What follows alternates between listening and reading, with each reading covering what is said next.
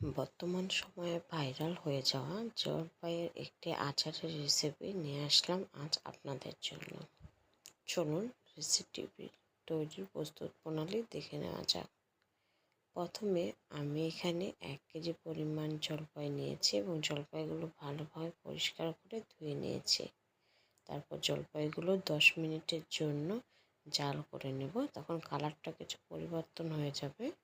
তারপর জলপাইগুলো একটি ছাঁকনির সাহায্যে ছেঁকে নেব।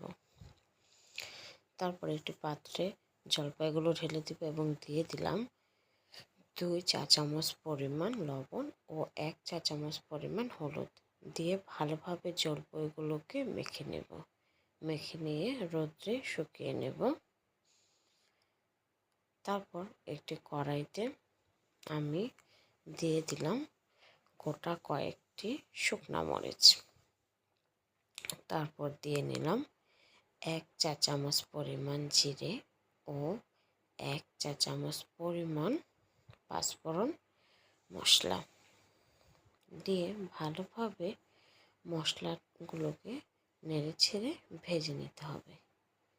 যারা যারা আমার চ্যানেলকে সাবস্ক্রাইব করেননি তারা অবশ্যই আমার চ্যানেল সাবস্ক্রাইব করে আমার পাশে থাকবেন। যখন মশলা ভাজা হয়ে যাবে তখন সেগুলোকে আধ ভাঙা করে নিতে হবে। সম্পূর্ণ গুঁড়ো করার প্রয়োজন নেই। তারপর একটি কড়াই নিয়ে নেব এবং কড়াইতে দিয়ে দেব হচ্ছে সামান্য পরিমাণে সরিষার তেল। সরিষার তেলগুলো একটু গরম হয়ে গেলে সেই তেলের মাঝে আমরা ছেড়ে দেব গোটা কয়েকটি পাঁচফোড়ন। এতে আচারের ঘ্রাণ বেড়ে যাবে। পাঁচফোড়নগুলো একটু ভাজা ভাজা হলে দিয়ে দেব সে জলপাইয়ের মিশ্রণটি। যারা যারা ফেসবুক থেকে আমার ভিডিওগুলো দেখেন তারা অবশ্যই আমার পেজে ফলো করবেন এবং লাইক দিয়ে রাখবেন। এখন ভালো করে তেলের সাথে জলপাইগুলোকে কতক্ষণ সময় নিয়ে ভেজে নেব। তারপর দিয়ে দিলাম 1 চা চামচ পরিমাণ হলুদ। তারপর আবার নেড়েচেড়ে নিতে হবে। এই কাজটি ঘন ঘন নাড়তে হবে, তা না হলে আচারটি পুড়ে যাওয়ার সম্ভাবনা আছে। তারপর দিয়ে দেব যে মশলাটি তৈরি করেছিলাম সেটি 1 চা চামচ পরিমাণে দিয়ে পুনরায় আবার নাড়াচাড়া করে আচারের সাথে মিশিয়ে নেব।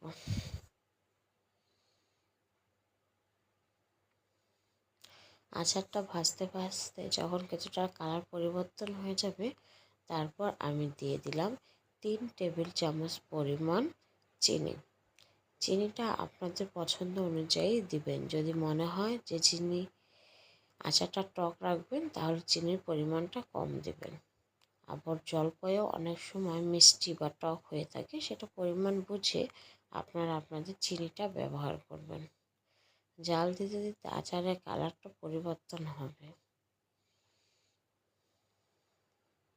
এমন অবস্থায় আমি দিয়ে দিলাম 1 চা চামচ পরিমাণ বিট লবণ। এতে আচারের স্বাদটা আরও বেশি বৃদ্ধি পাবে। তারপর দিয়ে পুনরায় ঘন ঘন নেড়ে নিতে হবে। তারপর দিয়ে দিলাম 1 চা চামচ পরিমাণ সে ভাজা মশলাটি দিয়ে পুনরায় আবার আচারটিকে ভালোভাবে নেড়ে ছেড়ে নেব। আচারটা নাড়তে নাড়তে যখন দেখব আচারটি কড়াইয়ের গা থেকে তুলে আসছে, আলাদা হয়ে যাচ্ছে কড়াই থেকে, তখনই বুঝতে পারবো যে আচারটি হয়ে গেছে। তারপর আচারটিকে ঠান্ডা করে একটু পাত্রে তুলে নেব এবং হাতের সাহায্যে কালাজামের আকৃতি দিয়ে নেব। এভাবে করে দেখুন কীভাবে করে আমি আচারগুলো আকৃতি দিয়ে নিচ্ছি। বাস, তারপর উপর থেকে ছড়িয়ে দেব সে ভাজা মশলাটুকু।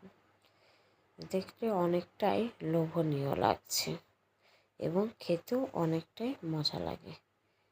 এভাবে করে সহজে তৈরি করে নিতে পারেন জলপাইয়ের এই ভাইরাল আচারের রেসিপিটি। ধন্যবাদ।